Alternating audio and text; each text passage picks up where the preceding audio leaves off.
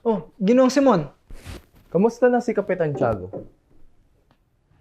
Mahina ng kanyang pulso. Wala na rin ganang kumain. Tuluyan ng kumakalat ang lason sa kanyang katawan. Ano bang pakay mo, Ginoong Simon? Naparito ako para sa dalawang bagay. Ang kamatayan mo o ang kinabukasan mo. Sa panig ng umaapi o sa panig ng iyong bayan. Sa panig ng umaapi o sa panig ng inaapi? Iyan ang hindi ko alam. Magpasya ka.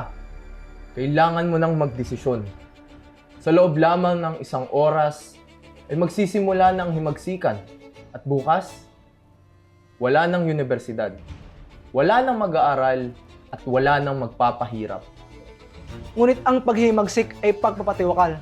Paghimagsik lang ang tanging pag-asa. Nasa karunungan ng pag-asa, subalit ang karunungan lamang ang siyang walang kamatayan. Pananalig sa karunungan at salitang pag-ibig sa bayan ay magkakaroon ng kahulugan. Nawawalan ka na ng prinsipyo at pansariling katauhan. Nakikita kong hindi ka isang Pilipino, kundi busabos ng Espanya. Iyan ay walang katotohanan. Sige, alang-alang sa alaala ni Elias. Pamunuan mo ang hukbo. Lusubin mo ang Santa Clara. Kunin mo ang isang taong ikaw lang ang nakakakilala bukod kay Kapitan Tiago. Si Maria Clara. Huli na kayo, Don Simon, sapagkat si Maria Clara ay patay na. Patay? Paano nangyari ito? Hindi.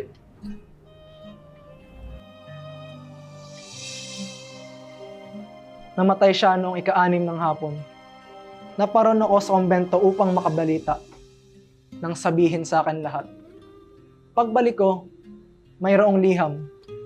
Liham na galing kay Padre Salve, na ito namang ipinadala kay Kapitan Tiago. At ito rin ang dahilan kung bakit nagwala ang kapitan.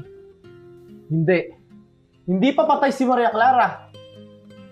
Ililigtas ko siya. Ililigtas ko si Maria Clara. Ililigtas ko siya ngayon. Ginoong Simon, huminahon kayo. Wala na tayong magagawa kundi tanggapin ang katotohanan. Namatay siya nang hindi man lamang alam na ako'y nagbalik. Namatay siya nang hindi man lamang alam na ako'y buhay.